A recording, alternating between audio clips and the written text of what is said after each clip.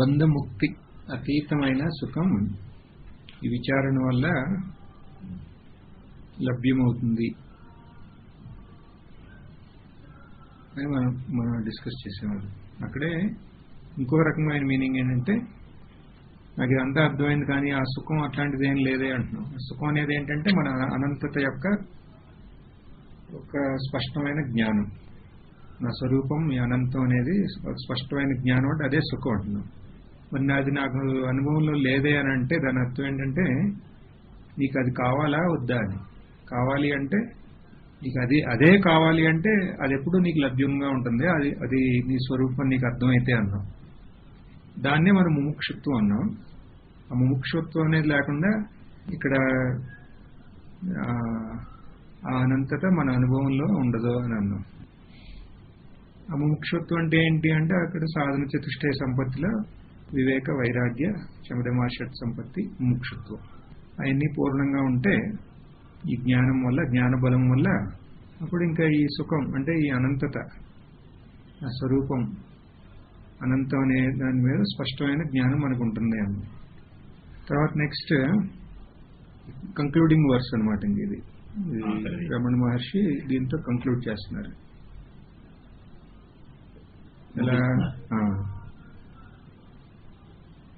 అంతటినీ ఒక్క లైన్లో చెప్పాలంటే అసలు ఏంటి, ఇప్పటివరకు మనం డిస్కస్ చేసిన దాన్ని మొత్తం ఒక్క లైన్లో summary of this whole thing ఒక్క లైన్లో ఏంటి అంటే అది రమణ మహర్షి చెప్తున్నారు.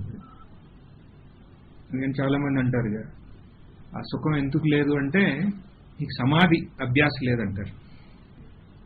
ఇందాక ఏమన్నా సాధన చేసే సంపత్తి ఉంటే చాలు, ఈ జ్ఞాన బలంతో మీకు స్పష్టమైన జ్ఞానం అవుతుంది, అదే నీ అనంత స్వరూపం తెలుస్తుంది, అదే సుఖం అన్నాం. కానీ కొంతమంది అంటారు అలా కుదరదు, తపస్సు చేయాలంటున్నారు. ఇందా మీరు తైలాడు ఒకడు ఆయనలాగా జ్ఞానవంతా ఉంది కానీ తపస్సు తక్కువైందన్నాడే. తపస్సు చేయాలి లేకపోతే ఈ సుఖం మన చేతిలో ఉండదు, సమాధి నిర్వికల్ప సమాధిలో ఉండాలి, బ్రహ్మాకార వృత్తి ద్వారా నిర్వికల్ప సమాధిలో కూర్చుంటే అప్పుడే మనకి ఇదంతా అవుతుందని ఇలాంటి బోర్డులు ఉన్నాయి కదా ప్రచారంలో. ఈ అన్నిటి యొక్క సత్యత్వం ఏంటి మరి? ఇప్పుడు రమణ మహర్షి చెప్పింది ఎక్కువ వాల్యూవా లేకపోతే ఇవన్నీనా అని ఇట్లాంటి డౌట్స్ ఉంటాయిగా, దాన్ని రమణ మహర్షి చెప్తున్నారు. అహమపేతకం నిజ విభానకం, అహమపేతకం నిజ విభానకం, మహదిదం తపో రమణవాగియం, మహదిదం తపో రమణవాగియం. మహత్తైన తపం ఏంటనేది ఇప్పుడు రమణ మహర్షి చెప్తున్నారంట. మహదిదం తపో రమణవాగియం. ఇప్పుడు అందరూ అంటున్నారుగా అది తపస్సు ఇది తపస్సు ఇది తపస్సు అని. అన్నిటికన్నా మహత్తైన తపస్సు, అన్నిటికన్నా గొప్ప తపస్సు, ద గ్రేట్ ఫినాన్స్ అంటే ఏంటది? What is it? అహమపేతకం నిజ విభానకం. అహం అంటే అహంకారం, అపేతకం అహంకారం లేని. మీరు అన్నారే ఫైనలీ ఏం చేసినా నేను అనేవాడు ఉన్నంత వరకు ఏం అవనట్టే, నేను అనేవాడు లేకపోతే ఇక అంతా అయినట్టే అని. అలాగే ఇది నేను చేస్తున్నాను, నాకు ఇది లేదు, నేను ఇచ్చేస్తున్నాను అన్నట్టే. ఇప్పుడు అహం అపేతకం, అహం అనేది లేకపోతే అదే నిజ విభానకం. అహం లేకపోతే ఇంకేముంది అంటే ఏది అసత్ ఉంది, అసత్ ప్రకాశిస్తుంది. ఈ అహం లేకుండా, అహం యొక్క మిథ్యాత్వం, అహం లేకుండా అంటే అహం యొక్క మిథ్యాత్వ జ్ఞానం, దానికి ఇంకో పేరేంటి? స్వరూప జ్ఞానం. అహం అనేది ఏంటి? లేనిది ఉన్నట్టు రాడుతుంది. దాని మిథ్యాత్వం మనకు అనుభవంలోకి వస్తే, మనకు అర్థమైతే అప్పుడు ఇంకేముంది? ఏది ఉందో అది ఎప్పుడూ ఉంది. దాని ముందు ఇది నాటకం ఆడుతుంది ఇట్ట నేనే అని. అధ్యాస అనేది ఇదే కదా. అధ్యాస అంటే ఇక్కడ మనకి విచారణ లేకపోవటం వల్ల సత్యం కాని సత్యంలాగా మనకి అనిపిస్తుంది. అదే అహం. అహం యొక్క లక్ష్యార్థం ఏంటి? స్వరూపమే. ఈ అహం మన స్వరూపం యొక్క సత్యత్వం తీసుకుని మన స్వరూపం యొక్క ప్రకాశం తీసుకుని మనలాడిస్తాను. దానికి సొంతంగా ఒక సత్యత్వం, ఒక ప్రకాశం ఉన్నట్టు. ఎప్పుడైతే మనం విచారణ ద్వారా దాని యొక్క మిథ్యాత్వం అర్థమైందో అదే క్షణం మనకి మన స్వరూపం అనేది స్వరూప బోధ అవుతుంది. స్వరూపం ఎప్పుడు మన అనుభవంలో ఉన్నదే కదా అది. ఇప్పుడు ఈయన ఏమంటున్నారంటే ఈ అహం అనేది లేకుండా మన స్వరూపం ప్రకాశం అవుతుందో, అంటే అహం అనేది లేని మన స్వరూప సాక్షాత్కారం, అదే అన్నిటికన్నా మహత్తైన తపస్సు అంటున్నారు ఆయన. అది రమణ మహర్షి యొక్క నిశ్చయం. అది ఇది చెప్తున్నారు. ఇప్పుడు ఫైనల్ కంక్లూజన్ ఏంటంటే, ఇప్పుడు మనం ఏం చేసినా చేసేది దేనికోసం? ఈ అహం యొక్క మిథ్యాత్వం. అందుకనేగా ఇప్పుడు బ్రహ్మసూత్రంలో అధ్యాస భాష్యం రాసింది. అందుకనేగా ఫస్ట్ అధ్యాస భాష్యం కరెక్ట్గా అర్థమైతే అక్కడితోనే ఆపేయొచ్చంట. అక్కడ దాంట్లో శంకరాచార్య క్లియర్ గా రాస్తారు కదా, అధ్యాస అంటే ఇదే ఈ అహం. లేనిది ఉన్నట్టు ఆడుతుంది. అది లేనిది ఉన్నట్టు ఆడుతుంది, అదే అంతటా ఆడిస్తుంది అంతా. దాని యొక్క మిథ్యాత్వం మన అనుభవంలోకి వచ్చిందా, అదే మినిట్ మన స్వరూపం మన అనుభవంలోకి వచ్చినట్టే.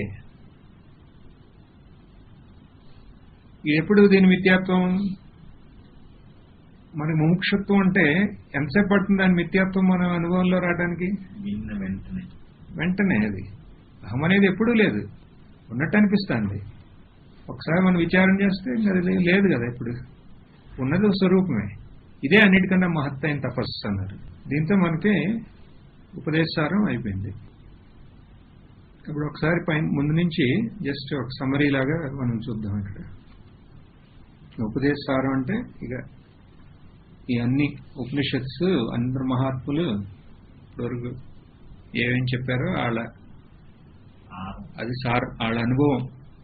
వాళ్ళ అనుభవం యొక్క సారం. ఇది ఉపదేశారం అనేది. ఉపదేశారం ఫస్ట్ ఏం చెప్పాము? ఇప్పుడు మనం ఎటు చూసినా కర్మ ఫలం జనాలు అంతా అనుభవిస్తూనే ఉన్నారు కదా. ఎందుకు ఇలా అనుభవిస్తున్నారు? ఎన్ని అంటే వాళ్ళు పూర్వ జన్మలో చేసుకున్న కర్మలు అంటున్నాం మనం.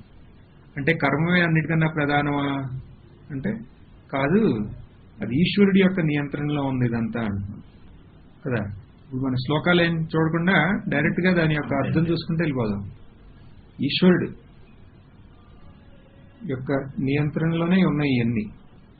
మనం ఏం చేస్తున్నామో దానికి ఈ ఫలం రావాలని ఈశ్వరుడు నిర్ణయించాడు. అందుకని ఈశ్వరుడు ఇక్కడ ప్రధానం. మన కర్మములైనా ఈశ్వరుడి యొక్క ఆధీనంలో ఉంది కదా ఈ కర్మ సిద్ధాంతం అనేది. ఇప్పుడు మనం మంచి పనులు చేస్తే మంచి ఫలితాలు ఎలాగైనా అనుభవిస్తాయి. అలా అయితే కర్మమే అన్నిటికన్నా శ్రేష్టమా అంటే కాదంటున్నాం. ఎందుకని? దానికి ఫలం అశాశ్వతం కాబట్టి. ఫలం అశాశ్వతం కదా. ఏదైనా ఒక కర్మ చేస్తే దాని ఫలం ఎంత ఉంటుంది, దాని తర్వాత అది అయిపోయింది. దానివల్ల మనకు శాశ్వతమైన సుఖానికి కర్మ కారణం కాదంటున్నాం. మరి అప్పుడు కర్మ ఎలా చేయాలి? నా కర్మమే నా వాసన, నేను ఎలా దాన్ని చేయాలంటే అప్పుడు మనం ఏమన్నాం? ఈశ్వరార్పితంగా చేయమంటున్నాం. చేసిన కర్మని ఈశ్వరార్పితంగా చేస్తే అప్పుడు చిత్తశుద్ధి. కర్మ ఎంతైనా చేయాలి, యూ కెనాట్ అవాయిడ్ కర్మ, but if you do it by offering. ఇప్పుడు ఇక్కడ కర్మ ఆఫరింగ్ అంటే ఏంటి? ఈవెన్ ఇప్పుడు మన ఇంట్లో our own karma, even if you are getting a job and doing, should offer it mentally. That you ask me again later, I will tell you. And that point you ask me how. అప్పుడు మనం ఇక్కడ ఈ కర్మ అనేది ఈశ్వరార్పితంగా చేస్తే then అది మన చిత్తశోధకం, ముక్తిదాయకం. ముక్తికి అది కారణం అవుతుంది, సోపానం అవుతుంది. ఎలా? చిత్తశుద్ధి ద్వారా అంటున్నాం. ఓకే, దానివల్లే సరిపోతుందా? జస్ట్ నేను ఇప్పుడు ఈ పని చేసుకుంటున్నా, ఏంటది, నేను ఈ ఉద్యోగం చేసుకుంటున్నా, దాన్ని ఈశ్వరార్పితం చేస్తే సరిపోతుందా? ఇంకేం అవసరం లేదా అనే క్వశ్చన్ వచ్చింది అనుకోండి. అప్పుడు ఏమంటున్నాం? ఇంక వేరే ఏమన్నా పూజ చేయవసరం లేదా అంటే చేయాలి. పూజ అనేది 3 రకాలుగా ఉందంటున్నాం. ఏంటది? బాహ్యమైన పూజ, తర్వాత జప, ఇవన్నీ వాచక పూజ, తర్వాత మానసిక పూజ. వాచక పూజ, మానసిక పూజ, కాయక పూజ అని 3 అన్నాం. అప్పుడేంటి ఈ కాయక పూజ అంటే ఏంటి అంటే మనం ఏమన్నాం, ఇది ఈ జగత్ మొత్తం ఈశ్వరుడని సేవ చేయటం అంటే మన పని మనం చేసుకుంటాం కాదు, ఇక్కడ ఈశ్వరార్పితంగా. ఇప్పుడు జగత్ యొక్క స్వరూపమే బోళ్ళు ఉన్నారు అందరూ చుట్టూత, వాళ్ళకి సేవ చేయటం అది ఉత్తమమైన పూజ, కాయకమైన పూజ. అది మానసికమైన వాచకమైన పూజ అంటే ఇట్లా జప సహస్రనామాలు ఇట్లాంటివన్నీ వచ్చేసినాయి దాంట్లో. దానికన్నా ఉత్తమమైంది ఏంటి, ధ్యానం అన్నాం. ఈ ధ్యానం కన్నా ఉత్తమైంది ఏంటంటే ధ్యానం ఎలా ఉండాలి అంటే వన్ పాయింటెడ్ గా ఉండాలి. అది అన్నిటికన్నా శ్రేష్టమైన ధ్యానం అన్నాం. ఆజ్యధారే నెయ్యి పోస్తంటే లేకపోతే నది అంత అవిరళంగా వెళ్తుందో అలా ఉంటే అది ఉత్తమమైన ధ్యానం అన్నాం. ఈ ధ్యానం కన్నా ఉత్తమమైంది ఏంటి అంటే స్వరూప జ్ఞానం అన్నాం. గుర్తుంది కదండి, స్వరూప జ్ఞానం అన్నిటికన్నా ఉత్తమమైనది స్వరూప జ్ఞానం. ఆయన కూడా కలుగుతున్నాడు. Understanding, very good. సో అన్నిటికన్నా ఉత్తమమైంది ఏంటంటే స్వరూప జ్ఞానం అంటున్నాం. అక్కడ మనం ఆ 3 శ్లోకాలనే మోస్ట్ ఇంపార్టెంట్ గా మనం డిస్కస్ చేసాం. 2-3 క్లాసులు వెళ్ళింది దాటి మీదే. అదేంటది, ఫస్ట్ ఒక్కొక్క దాంట్లో నుంచి ఒక్కొక్క లైన్ తీసుకున్నాం మనం. ఏంటది, సోహమిత్యసౌ అన్నాం, స్వరూప జ్ఞానం అన్నాం. అక్కడ ఇంకా మీరు ఏమన్నా ఎక్కడ ఎలాబరేట్ చేయాలని అనిపిస్తే చెప్పండి. చాలా అలా ఊరినే అట్లా just you're overseeing the whole. సోహమిత్యసౌ అన్నాం అంటే స్వరూప జ్ఞానం. నేనెవరు అనేది తెలుసుకుంటాం కన్నా ఉత్తమమైంది ధ్యానం ఇంకొకటి లేదు. ఇది ధ్యానం కూడా కాదు, ఇది జ్ఞానం అన్నాం. అది సోహమిత్యసౌ, ఆ వర్డ్ నుంచి అది తీసుకున్నాం. తర్వాత భావశూన్య సత్ భావస్థితి అన్నాం. దాన్ని ఏం తీసుకున్నాం, సర్వాత్మ భావం అంటే సర్వస్వరూప జ్ఞానం అన్నాం. ఆ సర్వస్వరూప జ్ఞానం ద్వారా ఈ భావశూన్యం అనేది మనం అప్పుడు డిస్కస్ చేశాం కదా. అంటే అది కాకుండా ఇంకొకటి లేనప్పుడు ఇంక దేని గురించి అంటే భావశూన్యం అంటే ఇంకా వేరే భావం లేకుండా అటు జడంలాగా అవటం అని కాదు. ఎటు చూసినా దాని యొక్క ప్రతీతియే కదా. అదే సర్వస్వరూప జ్ఞానం అన్నాం. ఫస్ట్ది స్వరూప జ్ఞానం అంటే మన సొంత ఆత్మ స్వరూప జ్ఞానం అన్నాం. తర్వాత అదే దాని తర్వాత ఇంకో స్టెప్ కాదు ఇది. దాన్ని ఇంకో రకంగా చూస్తే సర్వస్వరూప జ్ఞానం, అది కాకుండా ఇంకోటి లేదన్నాం. తర్వాత ఏమన్నాం, హృత్స్థలే మన స్వస్థతా క్రియ. మనస్సు వికారాలు ఇవన్నీ ఉన్నాయి. అవి దీనికన్నా వేరేగా ఉన్నాయా, లేవు. మనసు కూడా అదే అంటున్నాం. ఎందుకు కొంతమంది అంటున్నారు కదా, ఇప్పుడు నాకు నా అనుభవం అయింది కానీ వికారాలు ఉన్నాయి కదా, అదే అక్కడ డిస్కషన్ లో సాంగ్లు అంటలా కానీ అందుకనే జపాలు ఇవన్నీ చేయాల్సిందే జ్ఞానం అయిన తర్వాత. అదే అలాంటి డిస్కషన్ వచ్చింది కదా. కరెక్ట్ గా మనకు ఆ ప్లేస్ లో వచ్చింది ఆ డిస్కషన్ అక్కడ. అంటే మనం ఏమంటున్నాం, స్వరూప జ్ఞానం, సర్వస్వరూప జ్ఞానం, తర్వాత మనస్సు అనేది ఒకటి ఉంది. ఆ మనస్సు ఏంటి, మనస్సు వికారాలన్నీ ఏంటి, ఇదే. ఇది కాకుండా ఇంకోటి లేదు. మనసు అనేది ఉంది, మనసు అనేది తెలుస్తుంది. సచ్చిత్ అక్కడ ఎవిడెంట్ గా ఉన్నాయి. సచ్చిత్ అంటే ఏంటి, సత్యం జ్ఞానం అనంతం బ్రహ్మ. మరి వేరే మనసు ఉందా, అది అలా మనసులాగా. అంతేగాని ఇక్కడే ఇప్పుడు సర్వ వికారాలన్నింటినీ నిషేధించడానికి మళ్ళీ అక్కడ ఒక నేను తీసుకొచ్చి ఏదో చేయటం కాదు. ఇక్కడ దాని మీద విచారం చేస్తే మనం అక్కడే దాంట్లోనే కనపడుతుంది. అప్పుడు ఈయన అన్నారు కదా ప్రతిబోధ విదితం అని, ఆ పాయింట్ లోనే చైతన్యం తప్ప ఇంకేం లేదు. అక్కడ మనసులోనే కనబడుతుంది చైతన్యం. అందుకనే ఇప్పుడు ఆధ్యాత్మిక సాధనలు అంటారు మామూలుగా, స్వామి వివేక కొంతమంది మహాత్ములు అంటారు, ఇది సప్రెషన్ వర్సెస్ సబ్లిమేషన్ అంటారు. తెలుగులో నాకు తెలియదని ఈ వర్డ్స్. సబ్లిమేషన్ అంటే sublimation, you know what is it? Hindi, you know word for that in Hindi? Suppression అంటే తొక్కి పెట్టడం, సబ్లిమేషన్ అంటే తొక్కి పెట్టడం కాదు. ఎక్కువగా చాలా మంది వాడతారు in various context. This is used.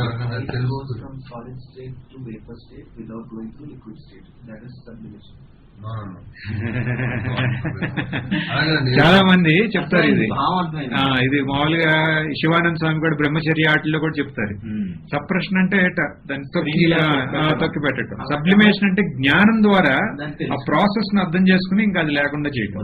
అలా అది సబ్లిమేషన్ అంటారు.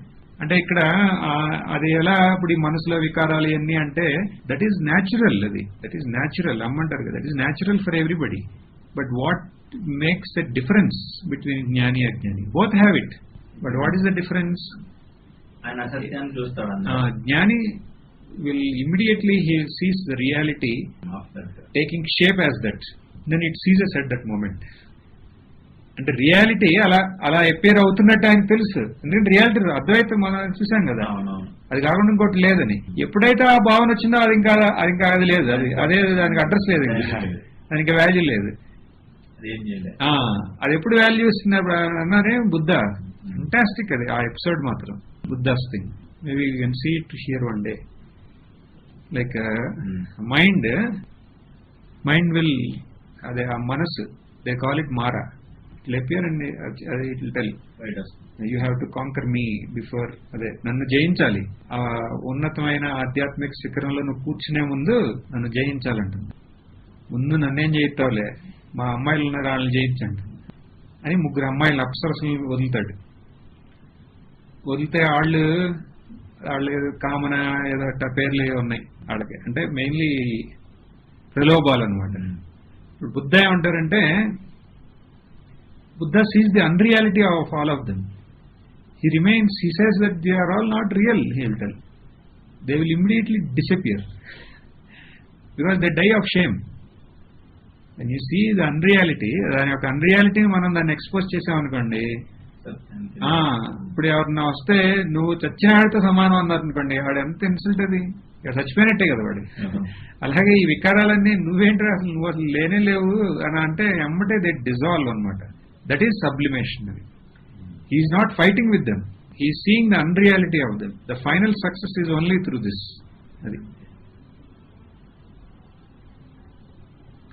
Okay. So ఇక్కడ ఏమంటున్నాం, ఆ 3 శ్లోకాలు, ఒకదేమో స్వరూప జ్ఞానం, ఒకటేమో సర్వస్వరూప జ్ఞానం కింద తీసుకున్నాం, ఇంకోటి ఈ మనసు అనే దాని యొక్క స్వరూపం ఏంటి, అది కూడా ఇదే అంటున్నాం. ఫైన్. కానీ కొంతమంది ఏమంటారు, ఇవన్నీ మాకు అర్థం కావట్లేదు బాబు, నాకేం అర్థం కావట్లేదు, ఇవన్నీ నువ్వు చెప్పేది ఇంకేమన్నా, నాకు ఎందుకు అర్థం కావట్లేదు చెప్పు అంటున్నారు. ఎందుకు అర్థం కావట్లేదు, నీకు విక్షేపం ఉంది, నాకు ఇంట్రెస్ట్ ఉంది అంటున్నారు. అంటే చిత్తశుద్ధి ఉంది, కానీ నీకు విక్షేపం, మనసు స్టడీగా లేదు, మనసు చంచలాత్మకంగా ఉంది. సరే నువ్వు పని చేయను, ఏంటి ప్రాణాయామం చేయి, వాయురోధన, వాయువుని నిరోధించు. ఎలా కావాలంటే ప్రాణాయామం చేయి, లేకపోతే ఈ జపాన్ని మంత్రాన్ని ఈ ప్రాణంతో లింక్, దాన్ని ఏమంటాం తెలుగులో, సింకింగ్ ఇట్,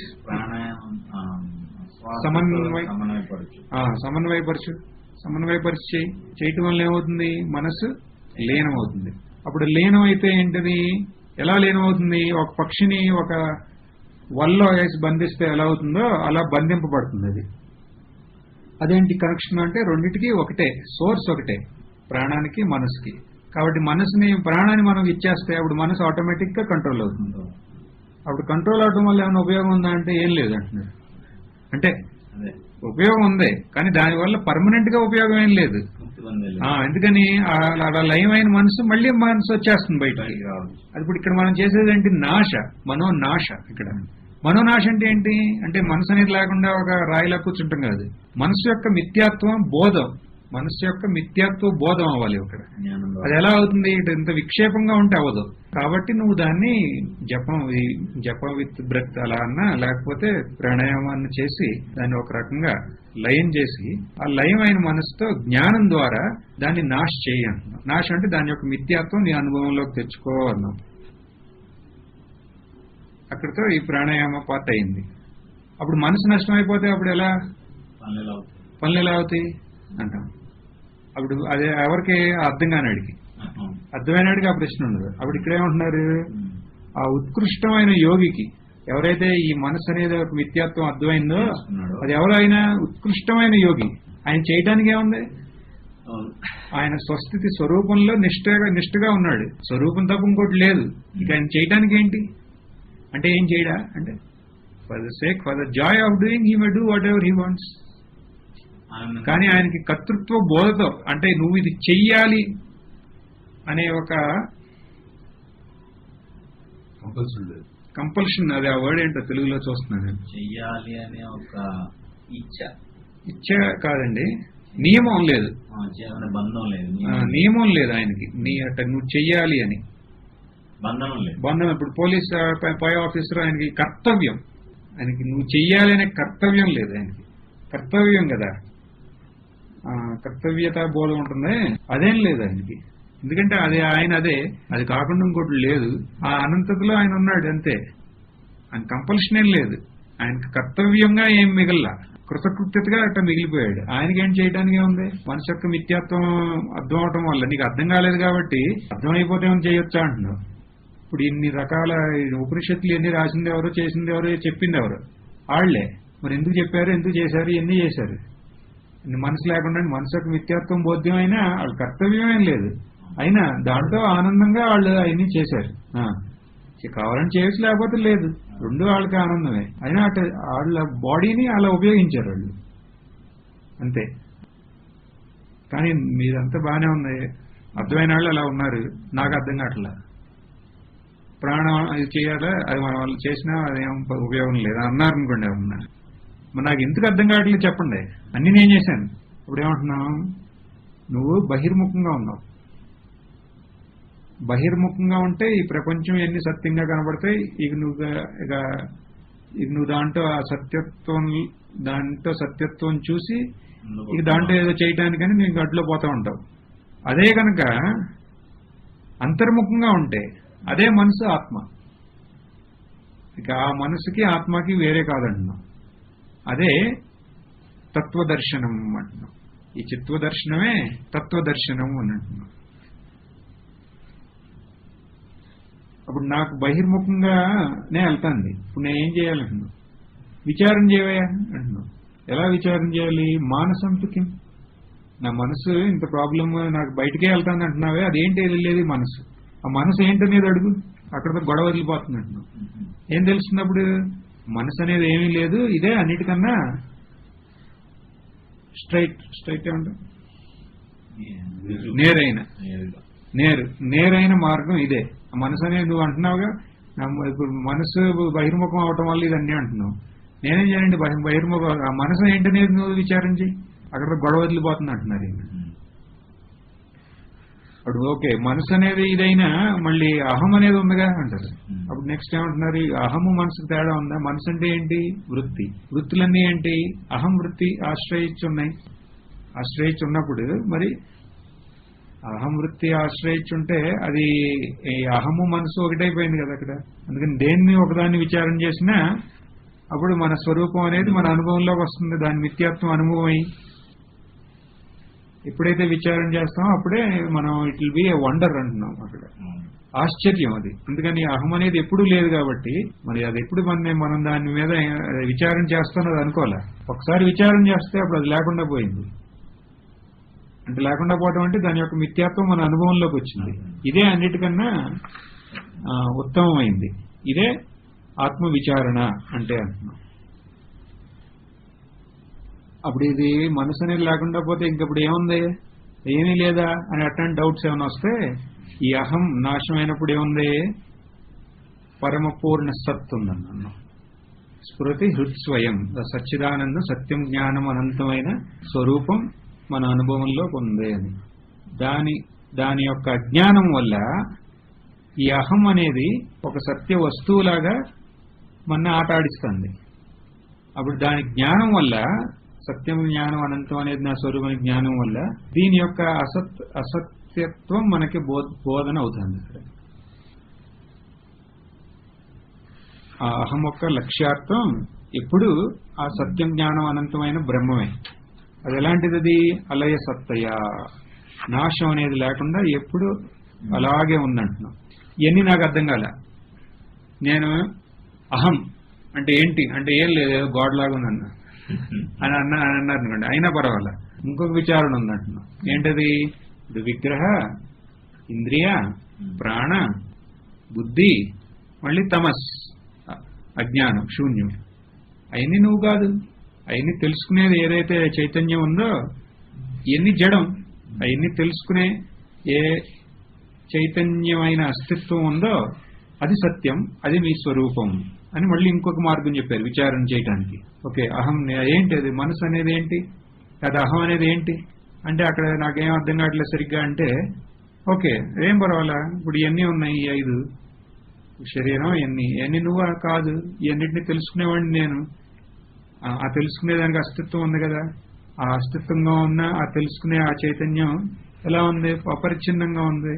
అది నీ స్వరూపం అని ఇంకొక పోర్టల్ ఇంకో వేళ చెప్పారు మనకి.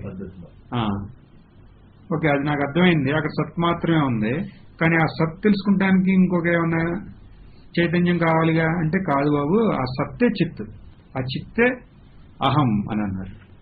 సత్తే చిత్, చిత్తే అహం అని. ఓకే, ఇవన్నీ అర్థమైంది. మరి ఏంటిది? ఈశ్వర. ఇప్పుడు ఇది నా స్వరూపం సత్యం జ్ఞానం అనంతం అయితే మరి చాలా మంది ఈశ్వరుడి యొక్క స్వరూపం సత్య జ్ఞానం అనంతం అంటారు కదా అని అంటాం కదా. అప్పుడు దానికి ఏమంటున్నాం?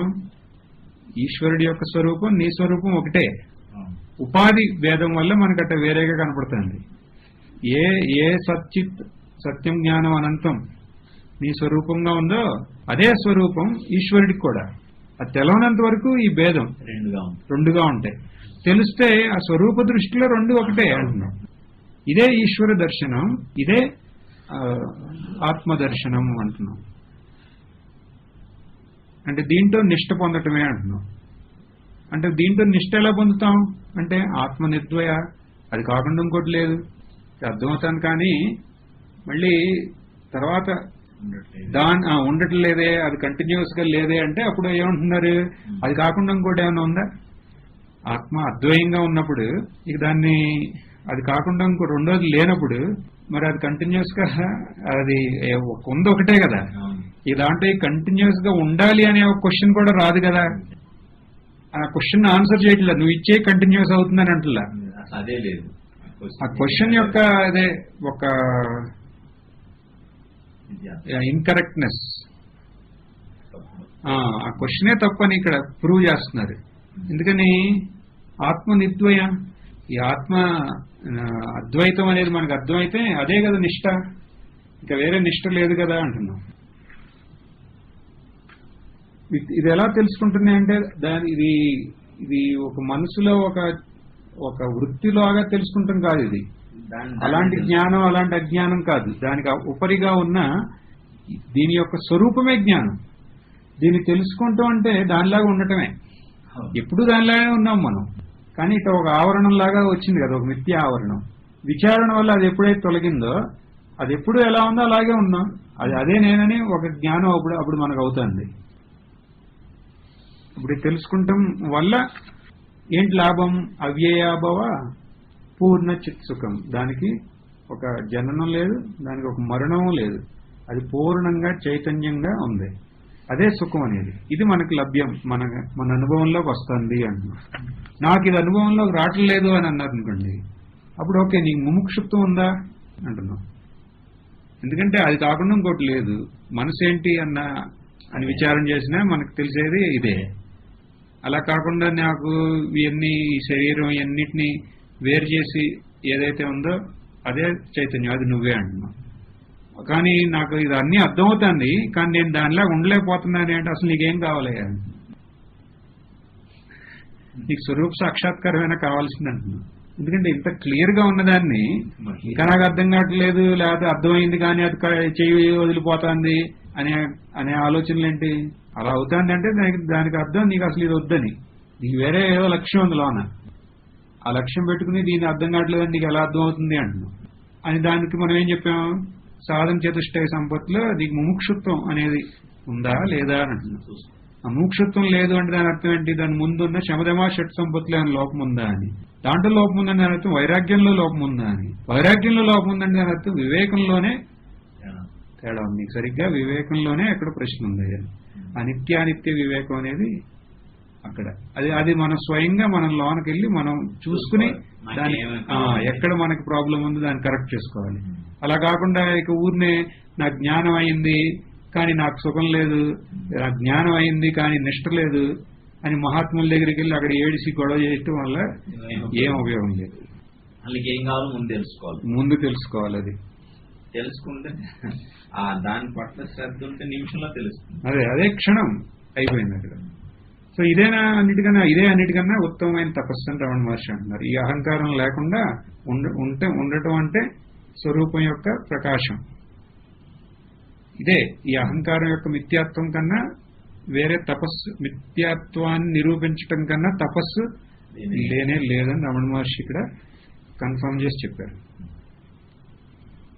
సో ఫైనల్లీ ఇక్కడ ఈవెన్ ఇప్పుడు మనం 30 శ్లోకాలు చూసాం.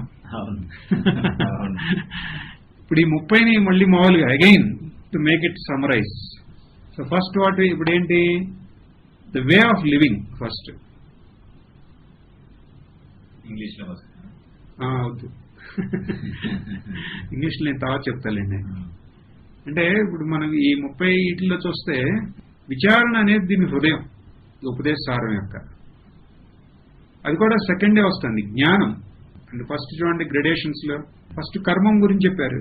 మీ కర్మం వల్లే అంటే కర్మం చెప్పడం వల్ల దాని ఉపయోగం ఏంటి, అన్ని కర్మ ఫలితాలే కదా.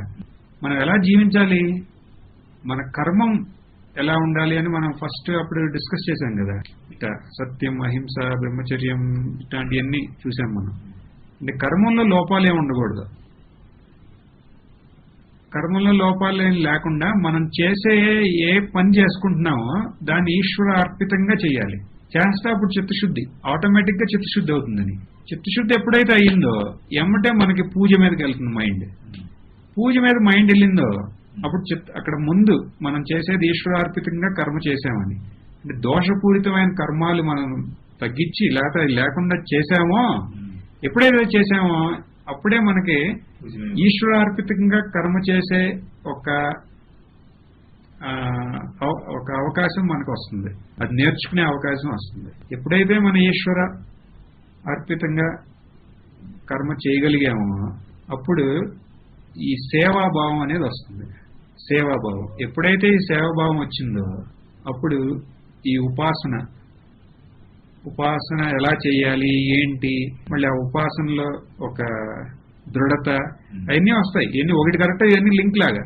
కానీ ఇవన్నీ ఇదే జన్మలో అవ్వాలని లేదు. ఇంత ముందు ఎప్పుడన్నా చేస్తుంటే దాని తర్వాత నుంచి స్టార్ట్ అవుతుంది. ఇక్కడ తర్వాత ఇది చేశాం, తర్వాత ధ్యానం. సో ఉత్తమమైన ధ్యానం ఏంటి అంటే అక్కడేమవుతుంది, ఇప్పుడు ఇంత ఫలితం వల్ల చిత్తశుద్ధి, చిత్త నైశ్చల్యం ఉండటం వల్ల ఆటోమేటిక్ గా ఈశ్వరుడి యొక్క ఇదే కదా, ఈశ్వరుడు ఉన్నాడని లేకపోతే ఇంకేంటి యూజ్. అప్పుడు మన దగ్గరికి గురువు వస్తారు, వచ్చి మనకి జ్ఞానం అనేది అక్కడ మనకి జ్ఞానంలోకి మన ప్రవేశం జరుగుతుంది. ఎలాంటి జ్ఞానం, ఆత్మజ్ఞానం, వేరే జ్ఞానాలు కాదు. ఆత్మజ్ఞానం యొక్క ప్రవేశం. ఎలా ఇది ఆత్మజ్ఞాన ప్రవేశం, నీ స్వరూపం అనేది ఏంటి, లేకపోతే ఈ సర్వస్వరూపం అంటే ఏంటి, ఈ మనస్సు దాని యొక్క స్వరూపం ఏంటి అనే దాని యొక్క జ్ఞానం మనకు లభ్యం అవుతుంది. కానీ అది మనకు లభ్యం అవటం లేదు. ఏంటి అంటే అప్పుడు చెప్తారు, బహిర్ముఖంగా వెళ్ళి మాకు అంతర్ముఖంగా వెళ్ళి మనసు అనేది ఏంటి తెలుసుకుంటే ఇక అది కాకుండా ఇంకోటి లేదు. ఇప్పటి వరకు ఈ అహం అనేది రావటం వల్ల ఇలా అయింది. అప్పుడు ఈ అహం లేకుండా ఉండటం అదే ఆత్మదర్శనం, అదే ఈశ్వర దర్శనం, అదే మహత్తైన తపస్సు. అది దీని సమయం. పూర్ణమదః పూర్ణమిదం పూర్ణాత్ పూర్ణముదచ్యతే పూర్ణస్య పూర్ణమాదాయ పూర్ణమేవావశిష్యతే. ఓం శాంతి శాంతి శాంతి. ఓం శ్రీ గురుభ్యో నమః. హరి ఓం.